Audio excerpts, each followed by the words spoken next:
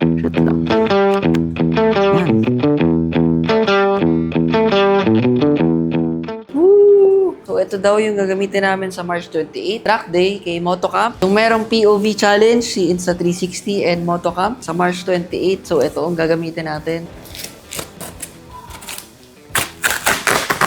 So, ang dami na naman! So guys, ito ang gagamitin natin for the POV challenge sa March 28. So again, thank you so much Insta360 sa padala. Ito yung Insta360 Go 3S. So, helmet POV mount, vertical and horizontal action mount. May kasama siyang wind muff and of course, ND filter set.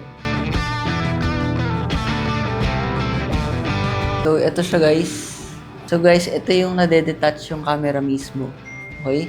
Yan. Ito siya. Ito lang yung ilalagay natin sa helmet natin.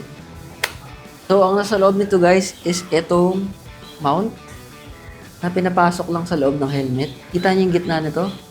Dito lang siya. Yan. Matibay yan guys since sa loob naman ng helmet, yan basta matatanggal. Then, itong mismo camera, shoot dito. Ganyan ang magiging POV natin sa next track day. So, ganyan ang POV natin.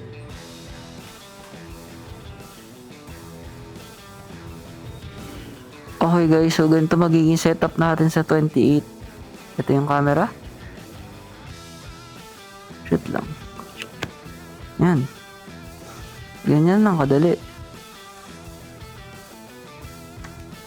So guys, kita-kits tayo sa March 28. Thank you Insta360 ulit sa padala.